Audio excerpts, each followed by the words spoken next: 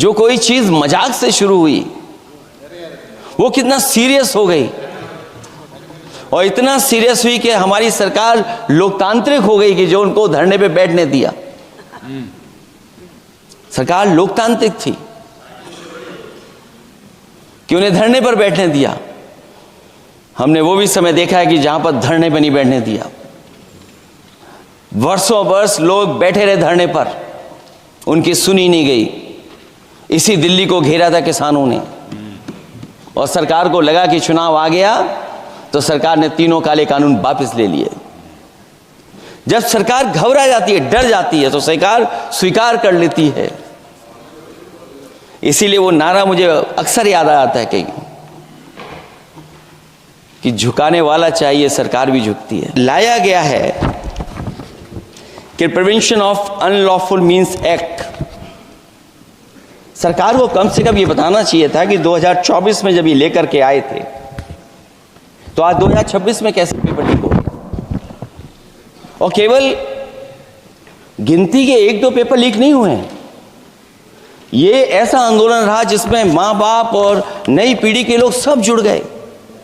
अगर हम ये माने कि 20 लाख बच्चों ने परीक्षा लिखी थी और उनके घर परिवार के सदस्यों को हम इसमें जोड़ दें, दादा दादी, माँ बाप और परिवार का कोई सदस्य, तो 5 लोग प्रभावित थे।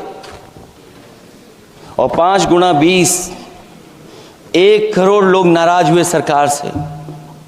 और अक्सर हम पॉलिटिकल लोग हैं, हम लोग जानते हैं जब कभी आंदोलन करते हैं तो कितनी तैयारी करानी पड़ती है, गाड़ियों का इंतजाम, खाने का इंतजाम और इंतजाम। लेकिन ये पहला आंदोलन देखा कि जिसमें माँ बाप भी जुड़ गए और कहा कि जाओ बच्चों आंदोलन करो, हम आपके साथ हैं। ये पहला आंदोलन ऐसा देखने को मिला है। और केवल दिल्ली में नहीं हुआ ये, केवल दिल्ली में नहीं हुआ ये। अगर ये बात गलत है, अगर ये बात अध्यक्ष महोदय गलत लग रही है, तो देश के होम मिनिस्टर साहब को ले आइए, वो सब एक्सप्लेन कर देंगे।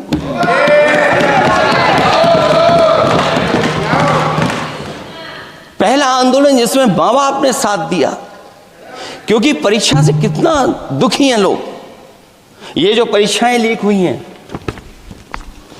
कई महीनों पहले ये किताब बना दी थी। और अध्यक्ष महोदय, जो लोग चढ़ावा चोरी नहीं बचा पाए, वो पेपर लीक कैसे बचा पाएंगे। जो भगवान के दरबार से दान गायब हो गया, दान चला गया, वो लोग पेपर लीक बचाएंगे।